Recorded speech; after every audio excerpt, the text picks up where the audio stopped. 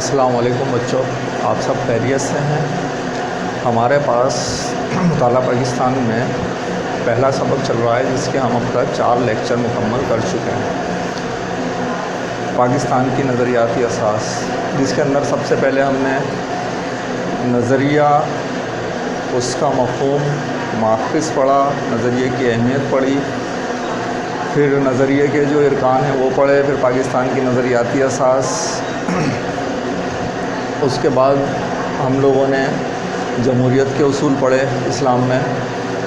फिर नज़रिया पाकिस्तान अल्लामा इकबाल साहब के बयान की रोशनी में और नज़रिया पाकिस्तान कायद आज़म मोहम्मद अली जिन्ना साहब की रोशनी में, ये हम लोग अब तक पढ़ चुके हैं। इसके बाद आज जो हमारे पास टॉपिक है, इंशाअल्लाह आज हम अपने इस सबक को मुकम्मल करेंगे, पहले चैप्टर को।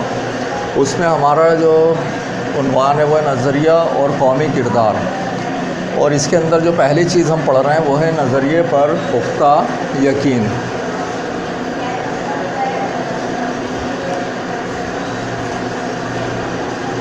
नज़रिया और कौमी किरदार किसी फ़र्द की आदत व इतवार और तर्ज़ ज़िंदगी के मजमूए को आम तौर से किरदार समझा जाता है, और उस शख्स का नज़रिया उसके किरदार पर असरअंदाज होता है। नज़रिए की रोशनी में कौमी किरदार दर्ज झेल अखलाक व अक़दार से तश्कील पाता है। ठीक है, जब कोई नज़रिया होता है तो आपके किरदार में उसकी झलक नज़र आती है। तो आपका जो नज़रिया है, अगर कोई शख्स इसमें हुब्बुल वतनी पर यकीन रखता है तो उसके किरदार में क्या क्या चीज़ें नज़र आएंगी हमें। नज़रिए पर पुख्ता यकीन, जब कोई शख्स अपने कौमी नज़रिए पर पुख्ता यकीन नहीं रखता तब तक उसका किरदार कौमी जज्बे से आरी रहता है और उसके अमाल व अफ़ाल कौमी मफाद के मुताबिक नहीं होंगे। इसलिए हमें इस्लामी इक़दार की रोशनी में अपना किरदार बनाना चाहिए। नज़रिया पाकिस्तान में अवाम का पुख्ता यकीन था, जिसकी वजह से उन्होंने एक नज़रियाती मुमलिकत पाकिस्तान के हुसूल के लिए अपने जान व माल की कुर्बानियाँ दीं। इसीलिए हमारा किरदार एक ऐसा मुसलमान का अक्कास होना चाहिए जो अपनी ज़िंदगी इस्लामी तालीमात के मुताबिक बसर करता है। दूसरी चीज़, जो दूसरा ये बात हम इसमें पढ़ने जा रहे हैं वो है सुपुर्दगी या वक्फ़ करना।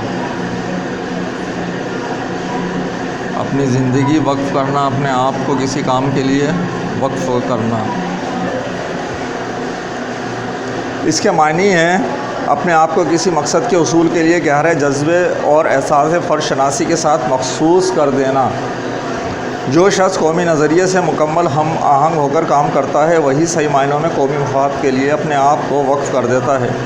बहैसियत पाकिस्तानी हमारा किरदार उन अखलाक और नेकियों का आकाश होना चाहिए जो इस्लामी तर्ज़ ज़िंदगी से पेवस्त हैं। तीसरी चीज़, ईमानदारी और दियानतदारी।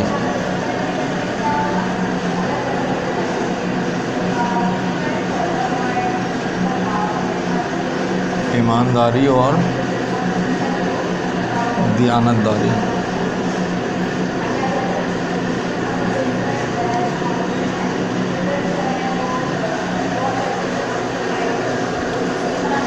ईमानदारी और दियानतदारी एक ऐसी सिफ़त है जिसका तमाम माशरों में एतराफ़ किया जाता है। लोगों को नेक ज़िंदगी गुजारना चाहिए और अपने कौल व फ़ैल से ईमानदारी और रास्तबाज़ी की अक्कासी करनी चाहिए। तिजारत हो या ज़िंदगी के दूसरे मैदान, लोगों से मामलात करते वक्त ईमानदारी नज़र आनी चाहिए। इस्लाम ने बड़े सख्त अल्फाज में ईमानदारी पर ज़ोर दिया है। क़याम पाकिस्तान के इब्तिदाई सालों में ज़िंदगी के तमाम शोबों में इसके अवाम की ईमानदारी और दियानतदारी पेवस्त थी, जिसने मुल्क को अपने कदमों पर खड़ा होने में मदद की। ये दो चीज़ें तो वैसे भी मज़हब इस्लाम भी इस पर बहुत ज़ोर देता है, और हुज़ूर पाक सल्लल्लाहु अलैहि वसल्लम की पूरी ज़िंदगी आप उठाकर देख लीजिए। आप सल्लल्लाहु अलैहि वसल्लम के तो जो अलक़ाबात थे, सादिक़ और अमीन, वो इसी वजह से थे।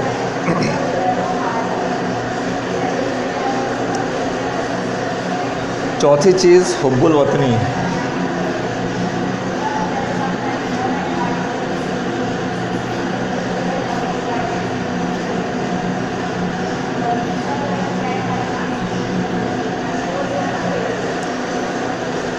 किसी भी शख्स की अपने वतन से मोहब्बत और उसके लिए कुर्बानी का अंदरूनी जज्बा और खुलूस हुब्बुल वतनी कहलाता है।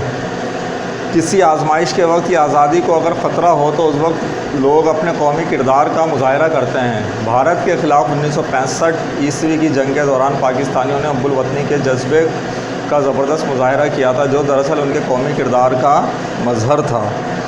1965 ईस्वी में भारत ने पाकिस्तान पर बग़ैर ऐलान जंग के हमला किया था। उस वक्त पाकिस्तानियों का जो हुब्बुल वतनी का मज़हर नज़र आया था वो क्या था कि लोग एक दूसरे की मदद कर रहे थे।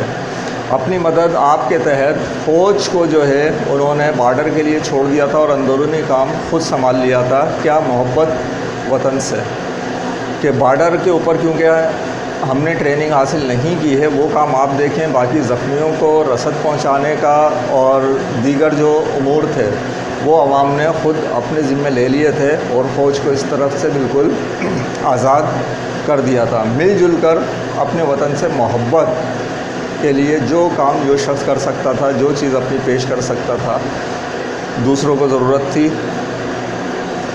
जंग का दौर था तो उसमें फिर ऐसा ही होता है खाना जंगी के अंदर, तो लोगों ने हुब्बुल वतनी का बेहतरीन मुजाहरा किया था। पाँचवा, मेहनत और मुशक्क़त।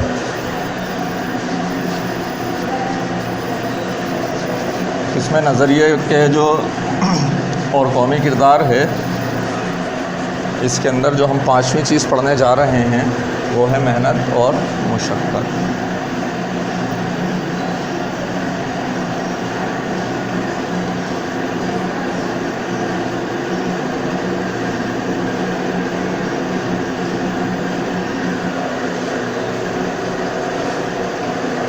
कौमें उस वक्त तरक्की करती हैं जब उसके अफराद सख्त मेहनत और मुशक्क़त करते हैं।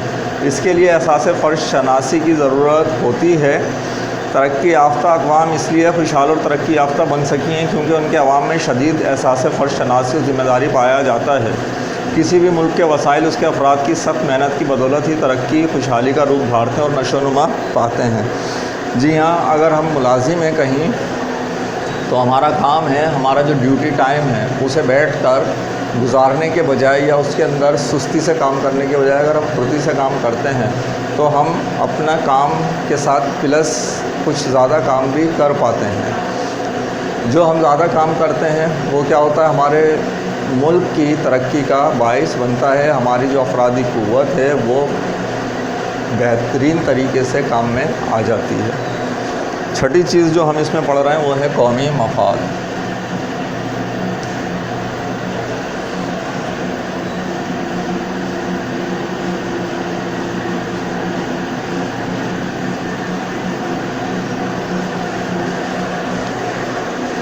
किसी भी शख्स के ज़ाती किरदार को लाजमन कौमी मफाद की बरतरी और फ़ौक़ियत की अक्कासी करना चाहिए और इस पर कोई समझौता भी नहीं होना चाहिए। इसी मरहले से ईमानदारी, दयानतदारी और सुपुर्दगी की सिफ़ात और खूबियाँ फैलती हैं। सिर्फ़ वही अक़वाम ज़िंदा व पाइंदा रहती हैं जिनके अफराद अपने कौमी मफादात पर कोई समझौता नहीं करते हैं। अगर हमारी जान जाती है तो जाए, अगर हमारा माल जाता है तो जाए, लेकिन कौमी मफाद की जहाँ पर बात आ जाएगी हम किसी से कोई समझौता नहीं करेंगे। ठीक है, ये हमारे पास आज का जो पढ़ने का काम था यहाँ तक पूरा हुआ। अब हम करने के लिए कुछ सवालात हैं वो लेंगे जो बाकी रह गए हैं। ये सबक आज इंशाअल्लाह काम के एतबार से भी हम इसको आज पूरा कर लेंगे। तो इसके अंदर आज के लिए जो आपका पहला सवाल है वो क्या है वो देख लीजिए। वो ये है,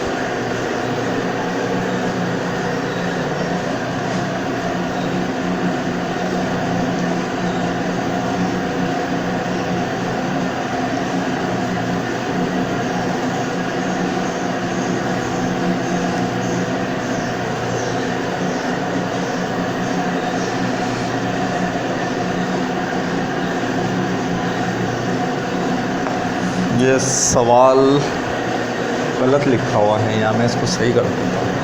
ठीक है,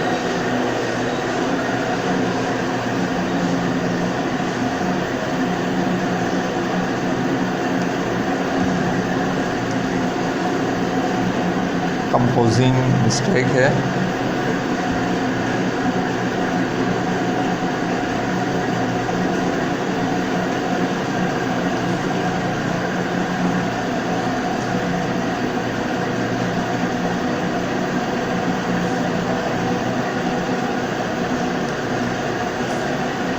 अगला सवाल,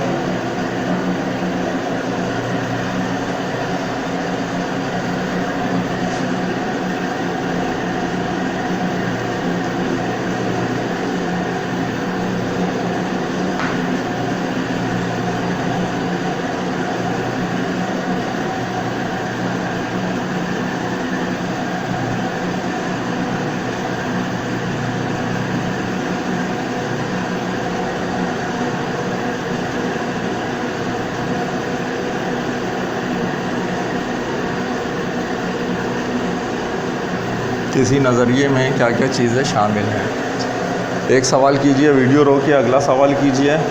इसके बाद खाली जगह हमारे पास सिर्फ एक है आज के लिए। सही है, वो खाली जगह क्या है?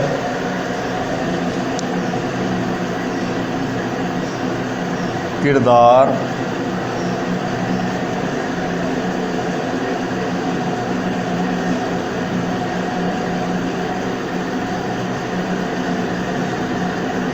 आदतों अतवार का डैश है। सही है। इस तरह बच्चों आज हमारे पास आपके मुताला पाकिस्तान का पहला सबक अपने अख्ताम को पहुंचा। अगले लेक्चर में इंशाल्लाह दूसरे सबक के साथ मुलाकात होगी। अल्लाह हाफ़िज़।